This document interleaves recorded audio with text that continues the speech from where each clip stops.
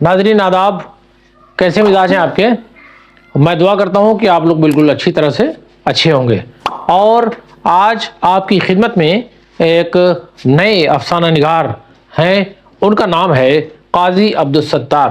काजी अब्दुल सत्तार जो थे वो बहुत मशहूर जो है नावल निगार भी थे, अफसाना निगार भी थे, एक बड़े फ़नकार थे।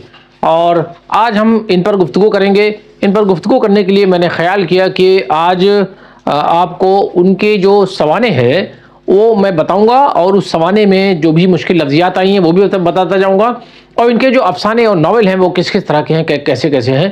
ख़ास तौर से आपके निसाब में जो अफसाना है वो है पीतल का घंटा। पीतल का घंटा आपके निसाब में शामिल है। निहायत उम्दा अफसाना है ये। और ये समझिए कि जो हमारी जो तहजीबी जो कदरें हैं, है ना, और जो ज़मींदारी का जो मामला है, वो सारी चीज़ें इसमें बयान की गई हैं। तो आइए बच्चों, हम चलते हैं काजी अब्दुल सत्तार की जानिब और देखते हैं कि इन्होंने वो क्या कहा है इस इनकी सवाने जो है वो उसमें क्या बयान किया गया है। देखिए, काजी अब्दुल सत्तार की विलादत जो होती है वो सन 1933 को होती है। इनकी विलादत कब होती है? ये विलादत है, इनकी विलादत जो है वो सन 1933 को होती है। और आपके निसाब में जो लाजवाल मुरक्की किताब है, इसमें इनकी वफ़ात का तज़किरा नहीं है, लेकिन मुझे इनकी वफ़ात मालूम है और मैंने इनकी सवानें चूँकि पढ़ी है, मैं जानता हूँ। तो इनकी वफ़ात जो है, इनका इंतकाल जो है वो 29 अक्टूबर, यानी इनका जो इंतकाल है, यानी इनकी जो वफ़ात है वो 29 अक्टूबर सन 2018, और वो भी दिल्ली में इनका इंतकाल होता है। और इनकी जो तदफीन है वो अलीगढ़ मुस्लिम यूनिवर्सिटी के कब्रिस्तान के अहाते में होती है। अलीगढ़ मुस्लिम यूनिवर्सिटी, देख लीजिए आप, ये याद रखने वाली बात है कि अलीगढ़ मुस्लिम यूनिवर्सिटी। देखिए, इंतकाल तो दिल्ली में हुआ, इनको दफनाया वहाँ क्यों गया? अलीगढ़ मुस्लिम यूनिवर्सिटी में। ये भी बात वाज़ेह हो जाएगी, अभी आप देखेंगे जब आप ये देखिए कि काजी अब्दुल सत्तार 8 फरवरी 1933 को सीतापुर उत्तर प्रदेश में पैदा हुए। यानी यहाँ पे है 8 फरवरी को पैदा हुए, 8 फरवरी 1933 को सीतापुर में पैदा हुए, उत्तर प्रदेश के सीतापुर में पैदा हुए। और उर्दू शायरी में कुनूतियत के मौजू पर मकाला लिखकर अलीगढ़ मुस्लिम यूनिवर्सिटी से PhD की सनद ली। एक लफ्ज़ इसमें आया है कुनूत। लफ्ज़ है कुनूत के माने होते हैं उदास, मायूस, मायूस, ठीक है। और ये जो कुनूतियत है ये इसी से बना है।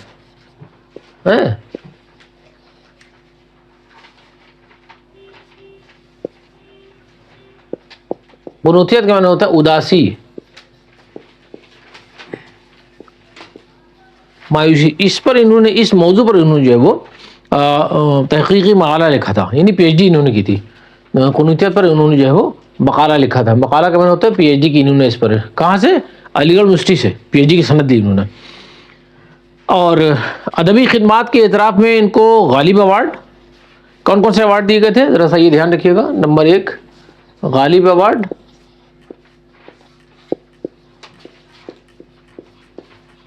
और नंबर 2 पद्मश्री अवार्ड। ये बहुत बड़ा अवार्ड है, ये इनको दिया गया पद्मश्री। और नंबर 3 है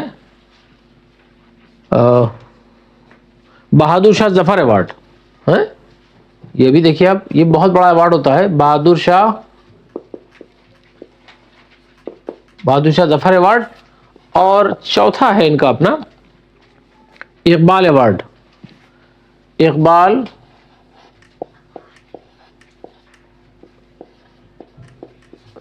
अवार्ड।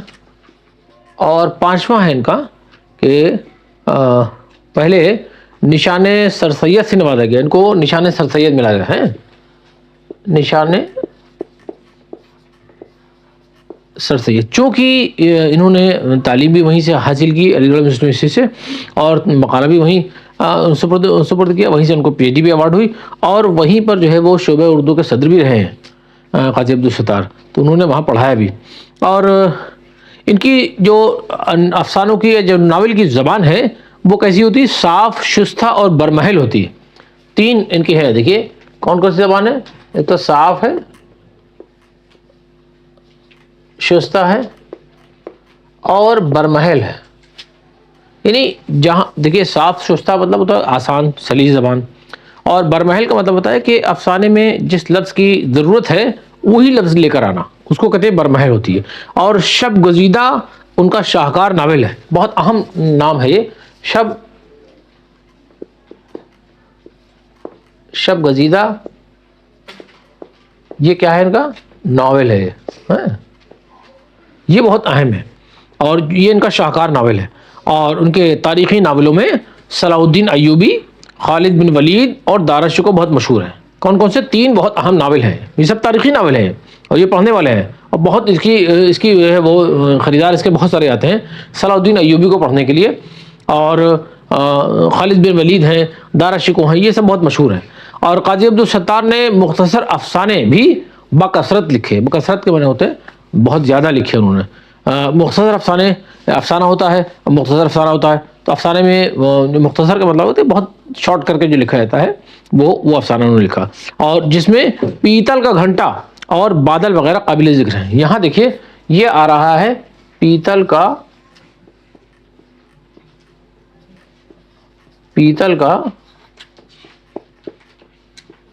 یہ پیتل کا گھنٹا آپ کے نصاب میں ہے، اور اس کے علاوہ جو ہے وہ جو افسانہ کا ہے وہ تو بادل تو ہے ٹھیک ہے، لیکن ابھی آپ کو جو میں پڑھاؤں گا وہ اس افسانے کو میں پڑھاؤں گا آپ کو، پیتل کا گھنٹا۔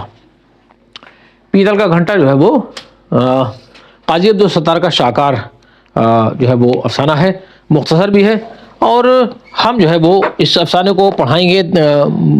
آپ یہ دیکھیے گا کہ اس میں جو تہذیبی قدریں ہیں وہ کس طرح سے جو ہے وہ اس کو سمیٹا گیا ہے، اور یہ جو ہماری اقدار ہیں، جو پرانی چیزیں ہیں، جو ہماری جو یعنی بلڈنگس ہیں، ہے نا، جو عمارتیں ہیں، ان عمارتوں میں جو نایاب چیزیں ہیں ان میں ہے پیتل کا گھنٹا، اور اس پیتل کے گھنٹے کی کہانی انہوں نے کس طرح سے جو ہے وہ نہیں اس کا تانا بانا بنا ہے، اور کس طرح سے اس کا بیان پیش کیا، اس کا بیان یہ بڑا دلچسپ ہے، اس کا پلاٹ بڑا گتھا ہوا ہے، ہر چیز بہت زبردست ہے۔ اور میں آپ سے اگلی نشست میں، اس وقت تو میں نے آپ سے گفتگو کی قاضی عبدالستار کے حوالے سے، جن کے متعلق میں نے آپ کو اتنی چیزیں بتائی ہیں، اور میں آئندہ کے حصے میں قاضی عبدالستار کا جو افسانہ ہے یہ پیتل کا گھنٹا، اس کی قرأت کروں گا، اس کو پڑھاؤں گا، اور اس کو اچھی طرح سے سمجھانے کی کوشش کروں گا، اور میرا انداز اور طریقہ بھی یہی ہوتا ہے کہ اس افسانے کو پڑھنے کے بعد پھر میں اس پر جو ہے وہ مفصل گفتگو کرتا ہوں، تاکہ آپ کو یہ افسانہ جو ہے پوری طرح سے سمجھ میں آ جائے۔ تو میں اگلے ویڈیو کے لیے، اگلے نشست کے لیے آپ سے رخصت چاہتا ہوں، اور اس گزارش کے ساتھ کہ آپ ہمارا چینل دیکھتے ہیں اور ہماری بات سے، ہماری گفتگو سے فائدہ اٹھاتے ہیں، فیض یاب ہوتے ہیں، تو ایسے میں آپ کا فرض بنتا ہے کہ آپ جو ہے وہ ہمارے چینل کو سبسکرائب کریں اور لائک کریں اور بیل آئیکن دبانا نہ بھولیں۔ تب تک کے لیے میں آپ سے اگلی نشست کے لیے میں رخصت چاہتا ہوں۔ خدا حافظ۔